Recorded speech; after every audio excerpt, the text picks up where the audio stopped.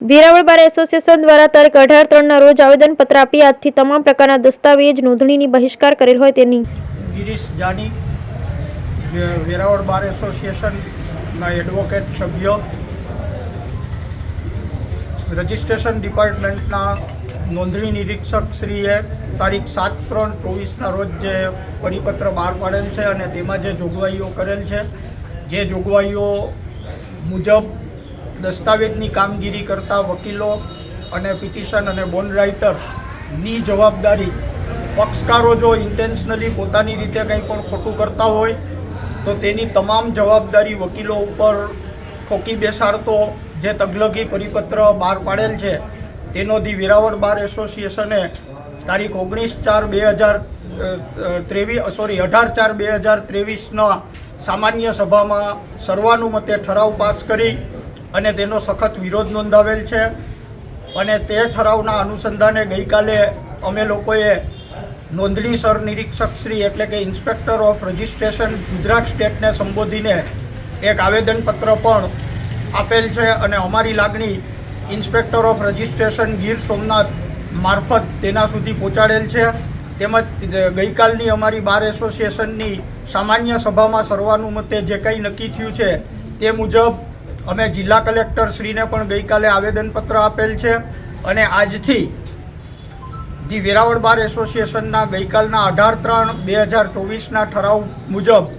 વેરાવળ બાર એસોસિએશનના કોઈપણ વકીલ મિત્ર નોંધણીની દસ્તાવેજ નોંધણી કે અન્ય કોઈપણ પ્રકારના ઇન્સ્ટ્રુમેન્ટ કહી શકાય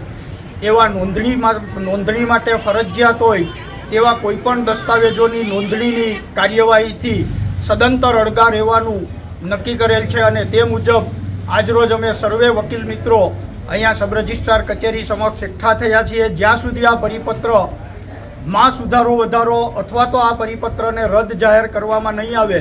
ત્યાં સુધી કોઈપણ વેરાવળ બાર એસોસિએશનના વકીલશ્રી સબ રજિસ્ટ્રાર વેરાવળ કચેરી ખાતે નોંધણીની કોઈપણ પ્રકારની કાર્યવાહીમાં ભાગ નહીં લે કે દસ્તાવેજની નોંધણી માટે પોતાના અસીલોને પણ નામ ના પાડી દેશે અને લીધેલા ટોકનો પણ કેન્સલ કરવાનું તમામ અસીલોને સૂચના આપી દીધેલ છે. હું રીટાબેન ટાંક એડવોકેટ વેરાવળ ગીર સોમનાથ જિલ્લામાં પ્રેક્ટિસ કરું છું અને સબ રજિસ્ટ્રાર રેવન્યુ પ્રેક્ટિસ કરું છું. અને આજ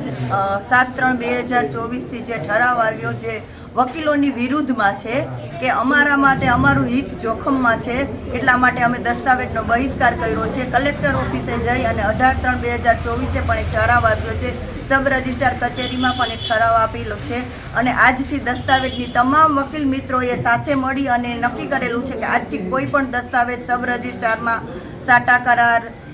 રિલીઝ ડીડ, મોર્ગેજ કે કોઈ પણ જાતના દસ્તાવેજ કોઈ રજીસ્ટર કરશે નહીં. અને અમને તમામ એડવોકેટને આ એક સાથે સમૂહમાં સાથે રહી અને કામ કરવું છે અને સાથે રહેવું છે અને સાથે સદાયને માટે રહેશું. એટલે અમને અમારું હિત જોખમમાં છે માટે અમને ન્યાય જોઈએ છે અને વહેલી તકે અમે અમારા તરફમાં તમે કોઈ પણ સુધારા વધારો કરી અને નવો ઠરાવ પાસ કરો એવી તમામ એડવોકેટ મિત્રો